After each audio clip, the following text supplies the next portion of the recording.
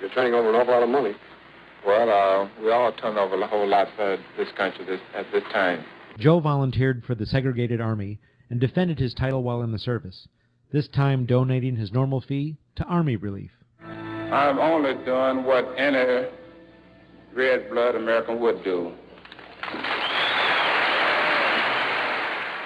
Since the checks were in Joe's name, the IRS taxed him on their full amount, even though he never saw a penny of it. At the end of the war, Joe was awarded the Legion of Merit.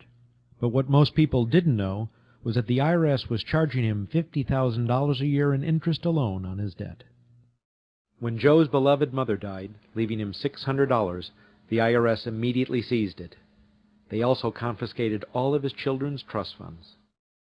Joe was forced to continue fighting until he was 37 and out of shape, just to pay off his ever-mounting debt to the IRS, which grew to $1 million, $100,000 a year just in interest.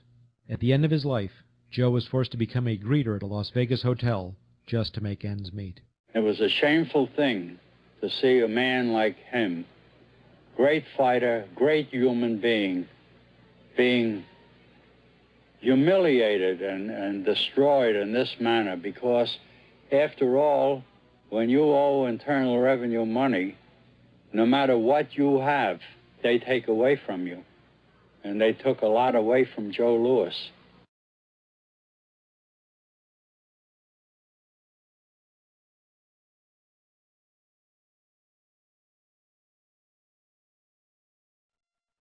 I made a decision to drive to Virginia Beach from Washington because I had heard stories about two law-abiding families who had been brutalized by the IRS.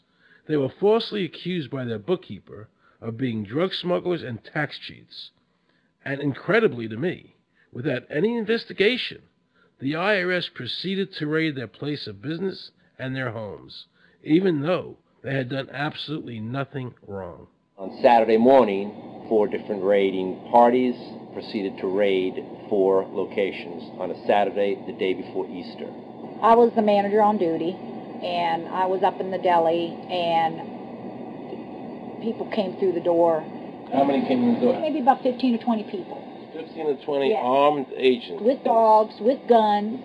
They made me get everybody they went in the kitchen, they went in the deli, they went all over the whole restaurant, told all the customers, took forks out of their hands while they were eating their breakfast, and told them they had to leave.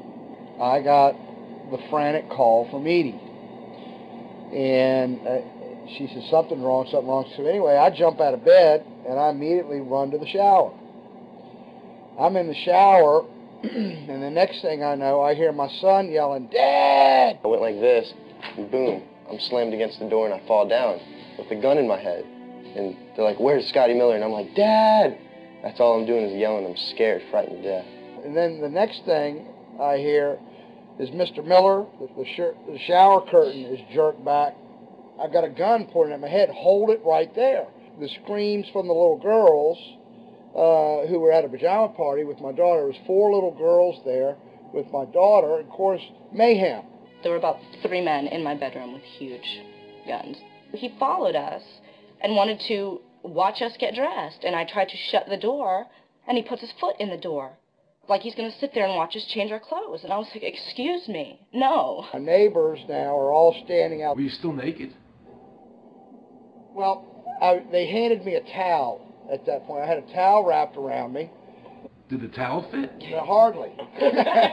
Hardly. At this point, they were talking about weapons, and, I mean, it's crazy. I mean, they're looking everywhere, going through all my drawers, and I reached for my underwear drawer to get some underwear. They said, "Don't touch it, it ain't moving." They're locking their guns up. They hold it right there, don't move around, don't move. I'm going, whoa. I said, "I'd just like to get some underwear on here, I said, I got women standing here. They keep everything. How did you conduct your business if the IRS took everything? We had to do it out of a shoebox so we could keep going because we requested these things, and I'm told that the government's really not, once they do raid and so forth, they're supposed to at least let you, until you're charged with something, continue your business. This wasn't the case. They kept everything. So you were never even charged? Absolutely not. Charged with what? And when you speak IRS, the whole world shrivels up. The whole world gets fearful to a point where let's not talk about it. I testified in front of Congress. I would like to know why this dark entity known as the IRS has come into my life and refused to leave. I raised my children with a zero tolerance for dishonesty. And now they must hear allegations that I am a major drug dealer and a tax cheat. A lot of people out there being abused, and a lot of people saying, look, I'll pay it. Just go away. Just go away. When all that happened, we had to file bankruptcy. We've had cars taken away from us, kept my daughter from going to college. Do they ever think about the lives that they just destroyed? They think about the ruination of homes and property? No. In this case, we would have never thought this could happen to us. We've never done anything wrong. How can this happen in America when, in my case, personally, I thought that I was doing everything right? I've served my country. I've been to college. At least I've done something in my life. I got a speeding ticket one time. I paid my taxes for 40, 50 years, whatever it was. I've never been audited. What happened here? I had this really uncomfortable feeling in the pit of my stomach as I was thinking to myself, how did America transform itself from being a truly free country with a servant government where our individual rights were protected by our Constitution to being a country that talked about being free but really wasn't? The change started when the Federal Reserve came into existence and America adopted one of the major planks of the Communist Manifesto by bringing to America this central bank. The very same people that backed the Federal Reserve System also backed the graduated income tax, a second plank from the Communist Manifesto. You know that the Federal Reserve is a private bank and not a government agency? No, I wasn't aware of that. It's a private bank? That would scare me quite a bit. What if you learned that the Federal Reserve makes money off the taxes you pay? How would you feel about that? Angry. Like I'm feeling right now. I would feel cheated by my government. I'd be angry. It kind of sucks. They're pretty much in control of everything. I decided to drive back to Washington to see Dr. Ron Paul. He had been a congressman for over 20 years. I had met him previously in 1998 when I was running for governor of Nevada, and I knew him to be an honest and sincere man, and I thought he'd be very helpful in letting me know what the future holds for the American people. Who owns the Federal Reserve? It's secret, and we can't find out what's happening.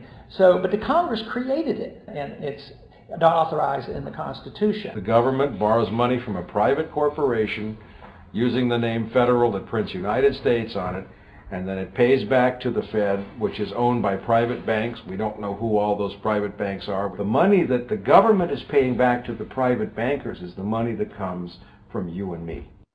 Why in the world would the American government borrow money and pay fees on it when it has the authority to make the money itself interest-free? The Federal Reserve is no more federal than Federal Express. I've never seen a full list of ownership for the Fed. I don't think anybody has. The government works for a private bank, and the private bank works for its owners, the true masters. People talk to me about, the issue of Republican versus Democrat, as if they don't get it. And I say, look, here's the way you get it. It's organized crime. All you do is you call the Republicans the Genoveses, and you call the Democrats the Gambinos. The people at the top, they treat it like a crap game, like it's their crap game, like they're making lots of money. Occasionally, somebody at the table shoots each other, but the moment anything threatens their crap game, they all unite to protect it. They're both controlled by the same financial, economic, and corporate interests. Once the banks get into the picture and they